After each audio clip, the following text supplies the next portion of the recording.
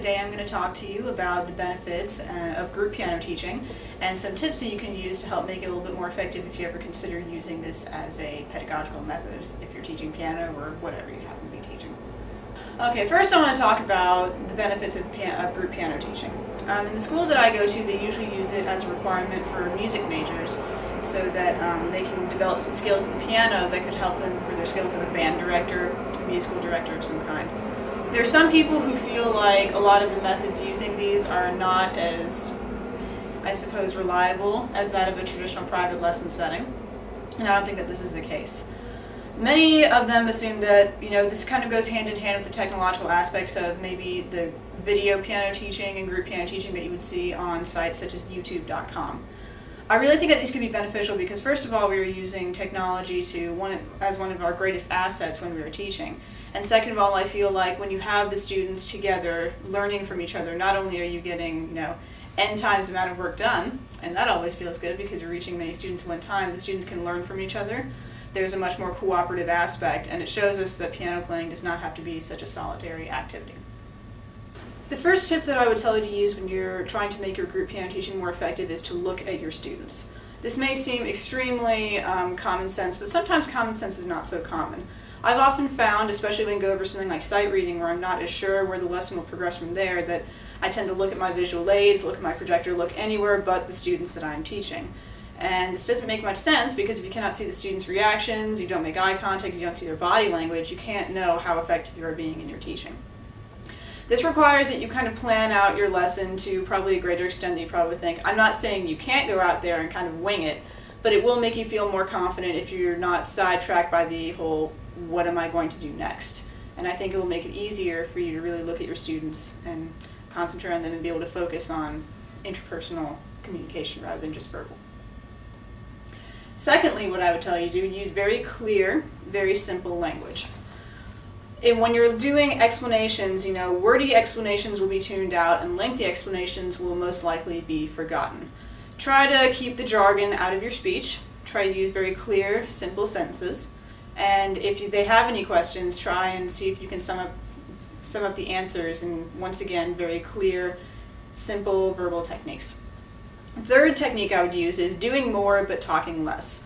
I really feel like since piano is such an action-oriented activity, where you're really using your hands, a lot of your body is required for the activity, then you really should be having them demonstrate a little bit more. You should be playing more at the piano, you should be gesturing a little bit more, using body language a little bit more.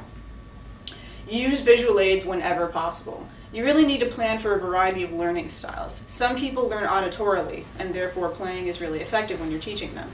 The visual aids will help those who learn visually. And that way, and also it'll save you the trouble of getting music if you have a projector, or if you have some sort of copies of your music or handouts that you can give, then that'll really help with the visual aspect of learning. And also if you are an action learner, of course the playing of the piano will help greatly. You should really, and this one I think is the most important of all, prepare for success. You really need to be able to push your lesson plan forward and be able to plan a little bit ahead if your students move faster. Because if you are a good teacher, there's always a chance that they will overcome your expectations, and therefore you can either have them work with the other students and have them learn from each other, or you could move your lesson plan ahead a little bit and maybe go on a little bit further than expected, and that's always good because you're having them learn faster. The next thing I'm going to show you is a video clip of one of my teaching sessions. It's one that I'm very proud of because I really think that I exemplify a lot of these traits that I've been talking about on this podcast. So I suppose watch the video, watch for a few of the helpful hints I've given you, and I hope you enjoy. And somebody played B for the next measure, which is very good. That's correct. So you're going to a B. What quality would this triad be? Major. It would be major, yeah, because when you're done assembled, it means major. So how would you spell a B major triad? B, D sharp, and F sharp. Very good. So here it is up there. But jumping from an E minor triad to a B major seems like it would take a lot of movement and a whole lot of thought. So probably no, it's not oh no, I'm trying to make your life easier. in order to ensure as little movement as possible, all you have to do is just invert the chord slightly. So I want you guys to look at your keyboards and tell me which inversion of B major is closest to the root position of E minor triad. So here's E minor, if you're on the visualizer. You do a. Do you notice any common tones between B? The B. Yes, B. So you can just keep your fifth finger right where it is.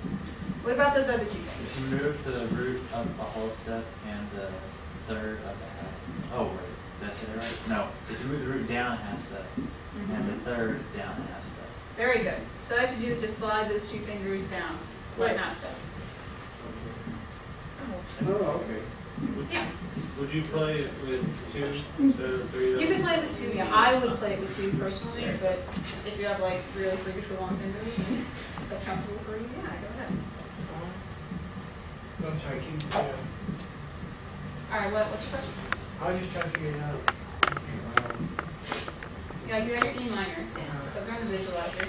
And the movement that requires as little movement as possible is just if you move these two down a half step. Oh. And that'll make your B major triad without you having to jump all the way from here to way up here.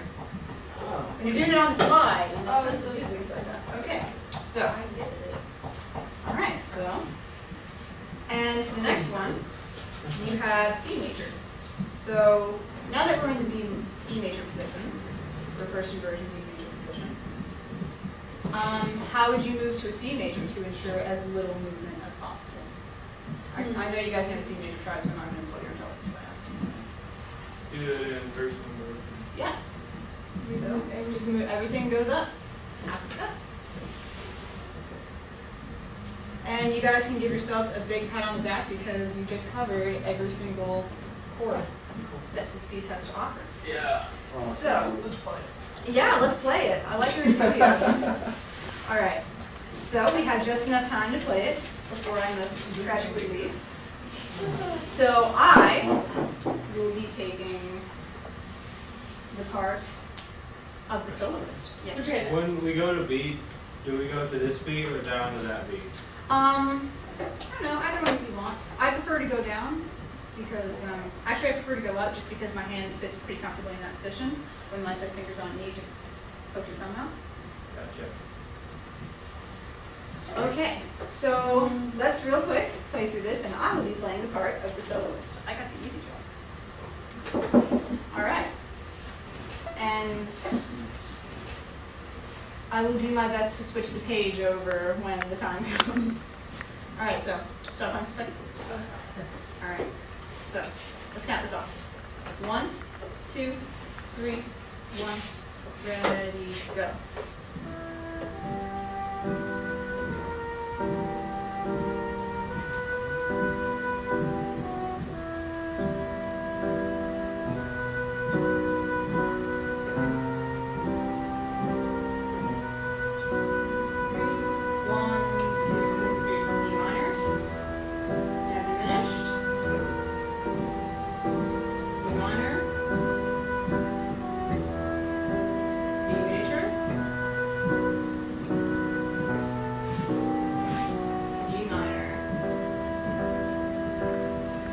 Sounded great, you guys. You look like